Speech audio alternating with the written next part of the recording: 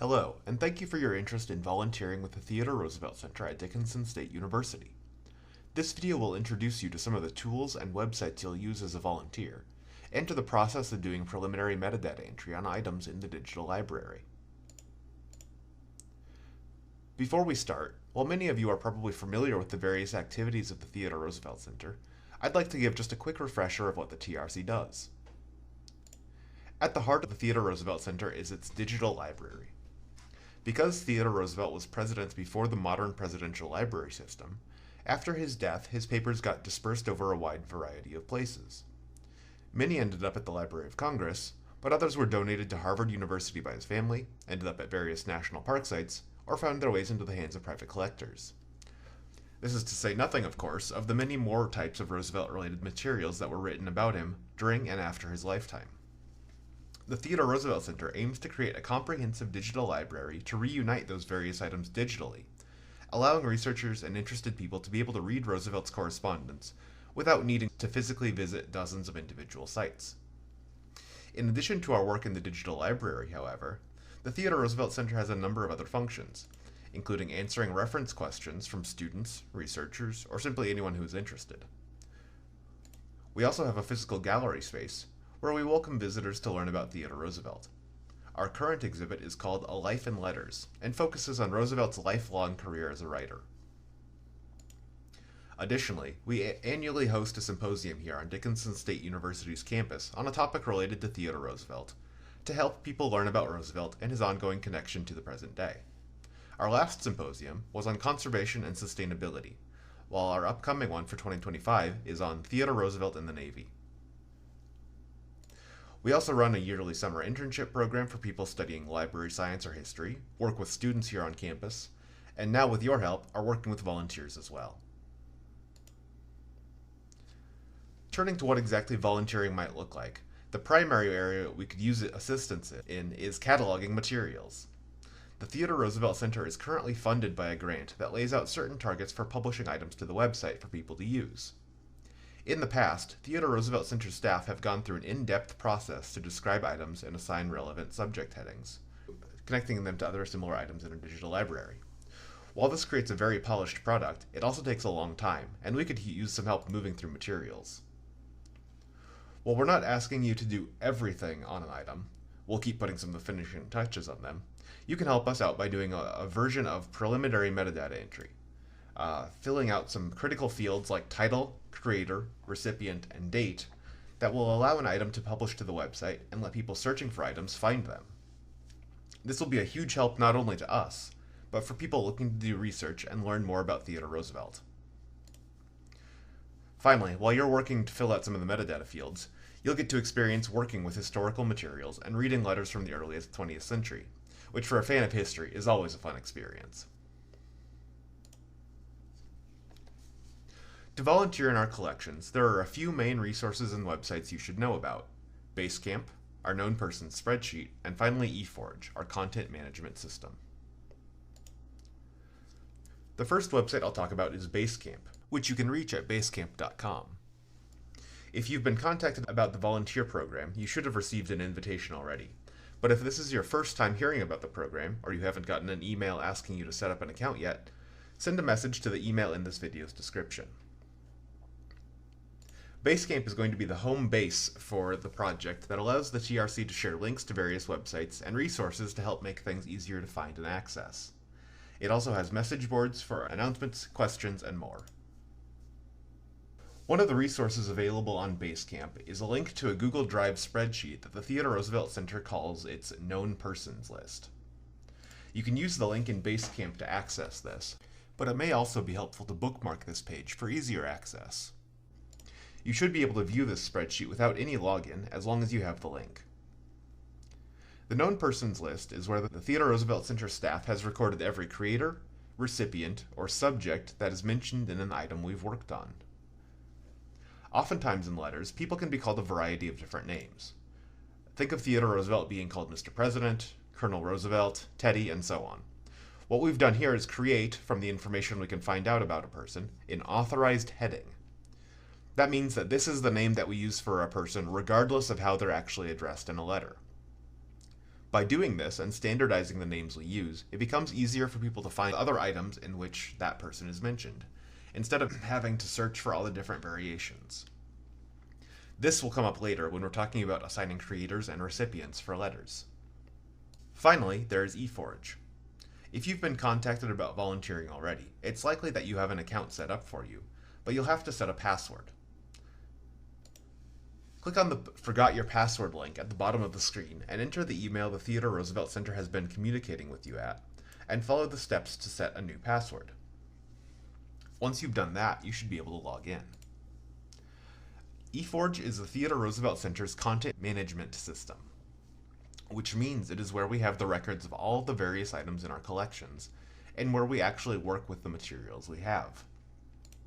It is the heart of the digital library, and where we're able to catalog items so that they can publish to the website for people to use. Once you log into eForge, you'll be presented with a page that should look something like this. On the left side, you'll see two headings, Collections and Lists. Collections are broad groupings of items, where, for example, you could view everything that we have from the Library of Congress, or from one of the national park sites. It's helpful for getting a wide view, but not helpful for knowing what to work on. If you click on Lists, you'll see a list that has been made for you of a limited number of items. This is a section of a collection that has been selected for you to work on, and should be where you go.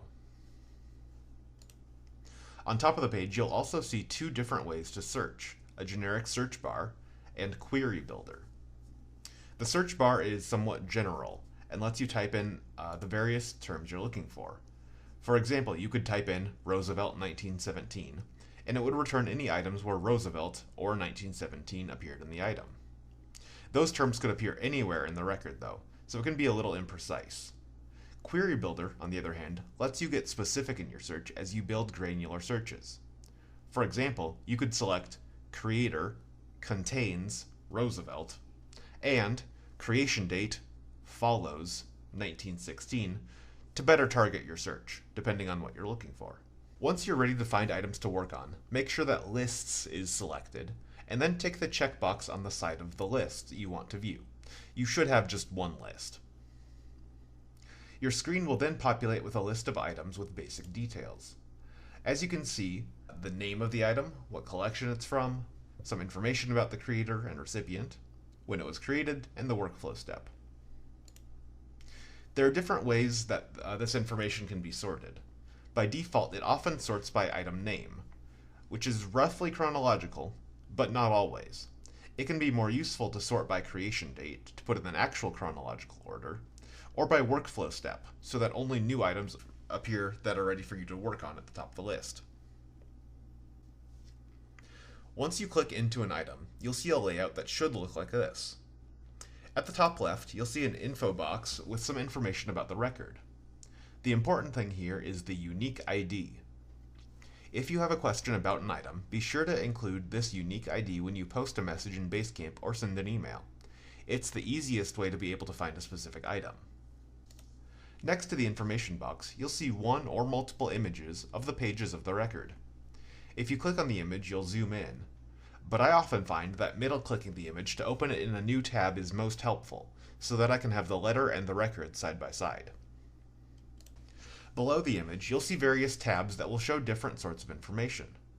The important tabs to know are Primary, where you start, Workflow Data Fields, and Files. Touching on the Files tab first, this is an alternate way to open images. If you click on the Files tab, you'll be able to see the links associated with each page. If you use the File URL link, you'll be able to open up larger versions of the image. You shouldn't need to change anything on this page. It's just another way to be able to open the images of the items to get a good look at them. The Important tab, where you'll actually do most of the cataloging, is the Primary tab. As you can see, there are many different fields to fill in, where you can put metadata about the item. During the cataloging process, fill in as many of the fields as you're able to here that you have information for. I'll go over how to put information in the various fields, but you can also refer to the mini cataloging guidelines in Basecamp. The first fields that I would suggest filling out are the creator and recipient fields. These two are very similar, so I'll talk about them together. The first thing to do is make sure that the information that is in the fields is correct.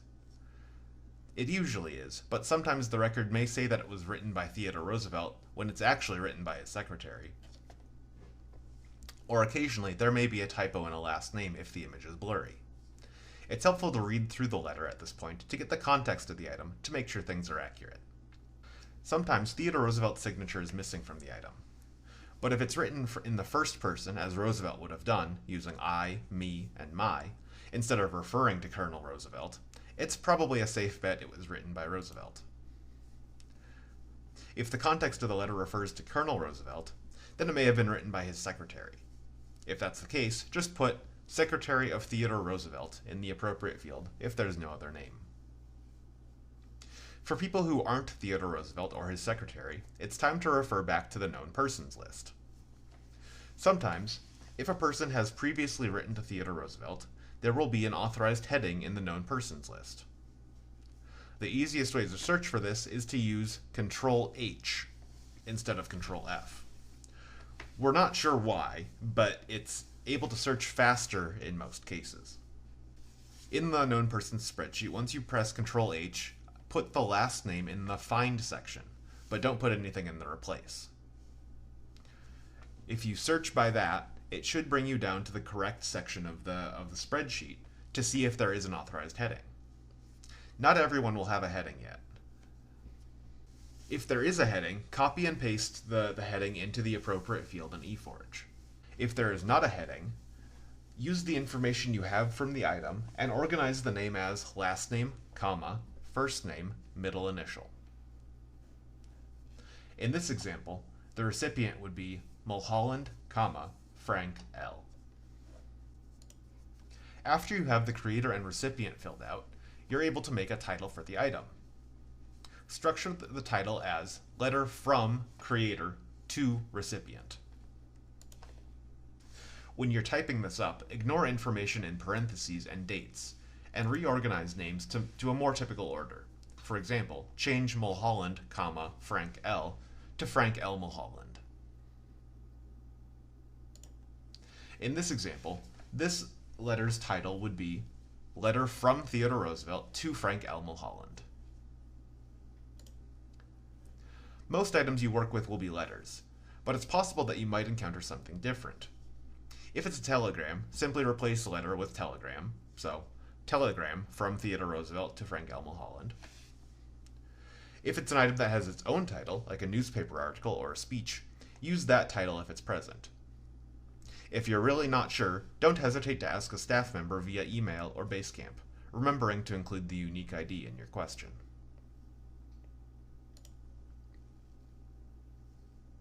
To fill out the creation date, use the information you can find in the letter. Organize the date as year, then month, then day. In this example, the date would be 1917-05-17.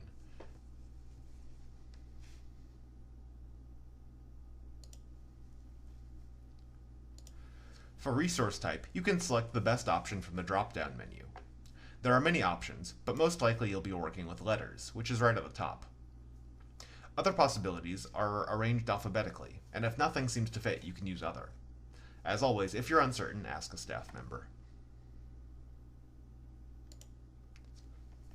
Production method, similarly, you can select from the drop-down menu.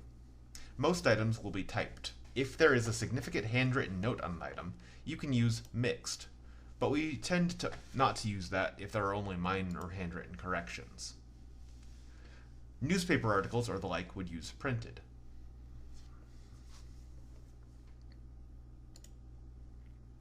Content type can be selected from the drop-down menu.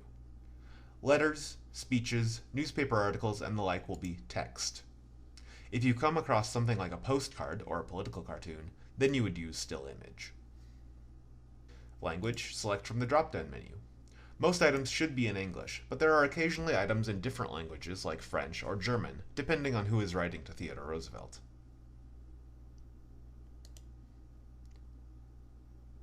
Period can be selected from the drop-down menu.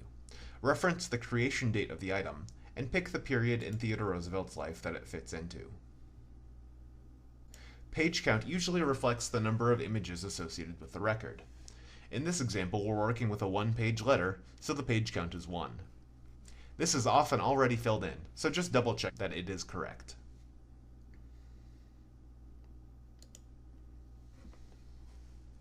If the text of an item makes reference to another letter, either responding to an earlier letter, enclosing an item, or referencing a letter sent to or received from somebody else, make a note of it here. We hope to eventually be able to link these items together so they appear near each other on the website, and this will help staff know that we need to be on the lookout for a related item. If you have any questions that don't need an immediate answer, put them in the notes field. This could be something like if you aren't sure that you picked the correct authorized heading for the recipient, or weren't sure if you formatted the title of an item correctly. This field won't publish, so it's just so whoever looks at this item later can know that they need to check something. Once you're all done filling out the fields on the primary tab, go over to the Workflow Data Fields tab to record that you have finished the item. On this page, open the Workflow step field and change Link Images to Preliminary Metadata Entry. This shows that you've done some work on this item and will allow it to publish to the digital library so that people can start using it. This concludes the overview of how you can volunteer in eForge to help us catalog items and make them available on our website. If you have any questions, please feel free to post a message in Basecamp or email the Theodore Roosevelt Center at dsu.trcenter@dickinsonstate.edu. You can also feel free to share this information with friends who may be interested in volunteering.